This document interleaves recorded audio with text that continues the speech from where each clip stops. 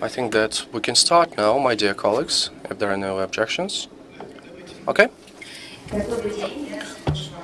Good afternoon, my name is Sofiko Shevardnadze. I will be moderating this wonderful panel, Focus 2100, Technologies of the Future. Which technologies will be in most demand in 1 century? Of course, forecasting the future is a difficult task. You can invent many other things.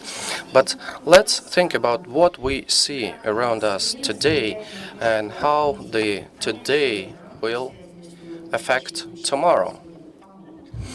And here on the panel we have MICHIO KAKU, the professor of physics.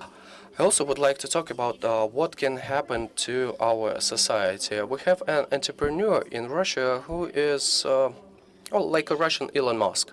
He has a theory that by the year 2100, the society will be divided into 2 groups.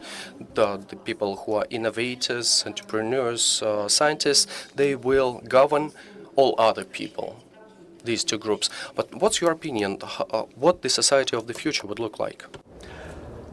Plato, 2,000 years ago, believed that society would ultimately be controlled by philosophers. However, we know that philosophers are very bad at controlling power, resources, answering the needs of a growing population. And that's why I don't think that society will be divided along those lines. But the key to the future is education. We have to educate our people so that we don't split into smaller groups that will eventually war with each other. Because technology is not going to go backwards. Technology will only go forwards. Things will become more complicated in the future.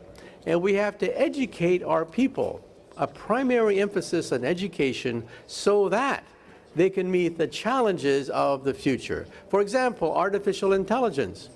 The 2 groups that are the main losers in artificial intelligence are A, repetitive workers, B, middlemen, college-educated middlemen.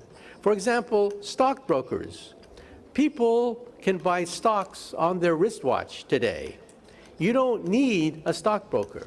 So why do you go to a stockbroker anyway if you can buy stocks on your wristwatch?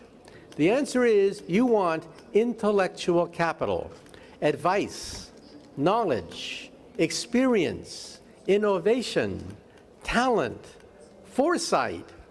That's why you go to a stockbroker.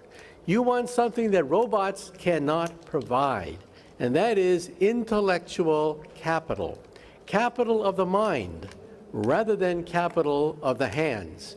And that's why we have to educate our people so that we don't split apart into the categories that you mentioned.